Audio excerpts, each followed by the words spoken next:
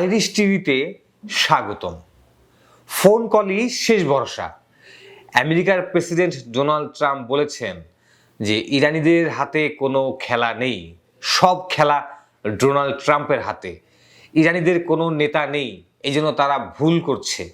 এই কথাটি অবশ্য ডোনাল্ড ট্রাম্প বর্তমান ইরানের নেতা মুজতবা খামেনির অসুস্থতার উপরে ইরানিদেরকে খোঁচা দিয়ে বলেছেন।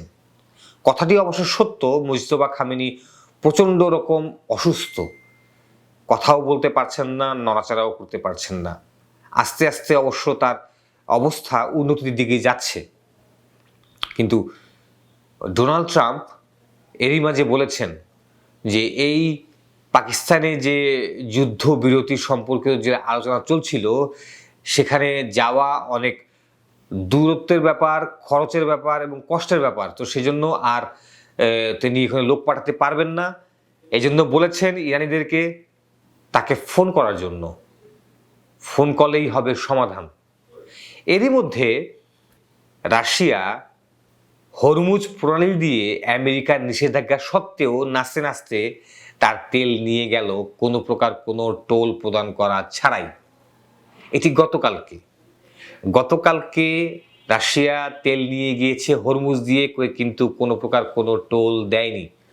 ইরান তার বন্ধুদের জন্য কোনো টোল রাখছে না এবং রাশিয়ার মতো বন্ধুরা গোপনে ইরানকে অস্ত্র দিচ্ছে। এরই মধ্যে আমেরিকা চীনের একটি তেল কোম্পানির উপরে নিষেধাজ্ঞা আরোপ করেছে।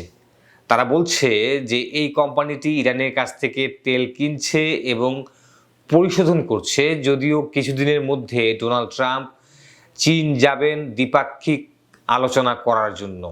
আমেরিকা ধীরে ধীরে ইরানকে চতুর্দিক দিয়ে ঘিরে ফেলার পরিকল্পনা করেছে।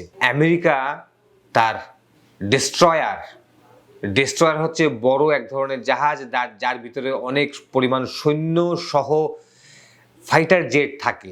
এরকম একটি জাহাজ ইউএসএস জর্জ H.W. বুশ, এই জাহাজটি যার ধারণ ক্ষমতা 5,000 সৈন্য সহ 1 ডজনের উপরে ফাইটার জেট, এরকম একটি জাহাজকে হরমুজের দিকে যাত্রা করেছে আমেরিকা, যেখানে আগে থেকেই 3টি আরও বড় বড় ডেস্ট্রয়ার অপেক্ষা করছিল।